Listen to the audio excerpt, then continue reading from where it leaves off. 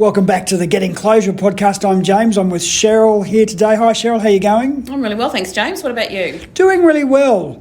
Look, we've had some good feedback over the series that we've been running about all the different things you've got to think about in terms of what you owe and when you owe it. And one of the questions that's come back is about business kind of structure. So we've talked about if you've got a company or things like that. And people have sort of said to me, but look, I've just got an ABN. So they're like a sole trader, aren't they? Are there any... So I suppose what we should do is perhaps spend these next few eps talking about structures and the benefits.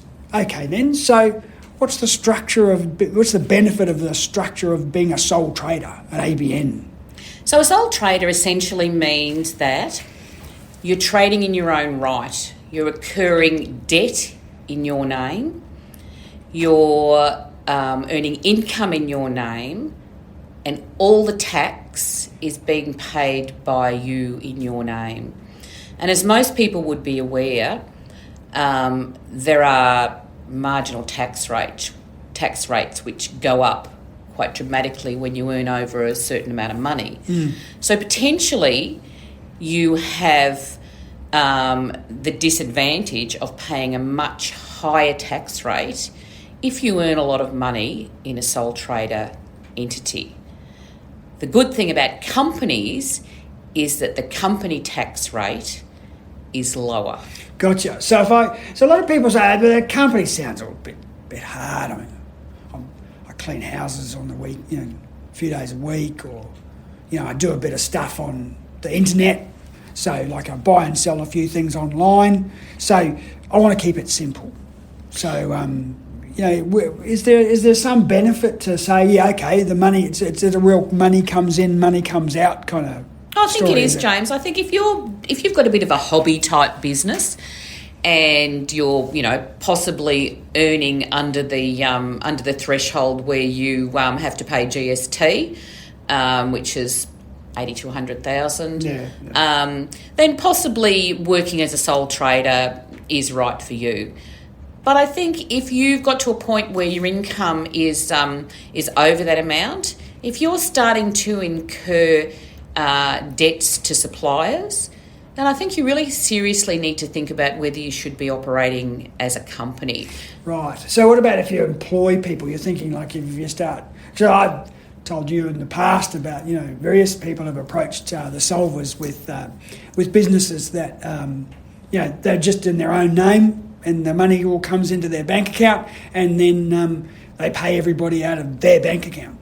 So that seems to me as a real good example of do not try this at home, because that seems to be fraught with danger, that kind of complexity out of someone's bank account. Is that right? My experience with a lot of the clients that I deal with is that a lot of people do have trouble differentiating between what is their money and what is their business money. Of course, yes. And I think it becomes even more difficult when you operate as a sole trader.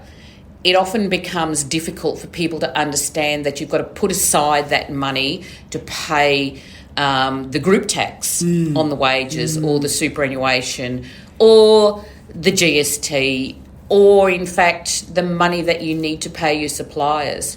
Whereas I think sometimes if you're trading via a company structure, it's sometimes a little bit easier to be able to differentiate between all of those separate, bills, bank accounts. Yeah. What goes where and what comes here. A lot of people say, but it's so much simpler. I'm not very big and, and do you ever find in your world that some people start off small and get big but never really got back to actually sorting all those things out? Do you see that very often, or is it? Absolutely, and quite often they're the people that we often have to put into personal bankruptcy. One of the downsides of running a business as a sole trader is that you are responsible for 100% of the debt. Now, I'm not saying that anybody sets out in business to fail or anybody sets out to not want to pay people, but the reality is that the Corporations Act was put there to give business owners who are entrepreneurial, who want to take a chance, who want to have a go, the ability to have a measure of immunity, provided they do the right thing, provided they don't do anything fraudulent, provided they don't trade insolvently. Because as we all know from COVID, Things happen that are out of your control. And if you find you're in trouble, but you're operating via a company and you've done everything right, then there is a measure of immunity for the director in that case. Right, let's keep going. Thanks for that one, Cheryl. So maybe not to sole trader. Okay, thanks. A reminder that these podcasts are general in nature and do not constitute advice, and they don't take into account your personal circumstances. So if you think, though, that some of the issues raised might apply to you, you should seek qualified financial, legal or counselling advice.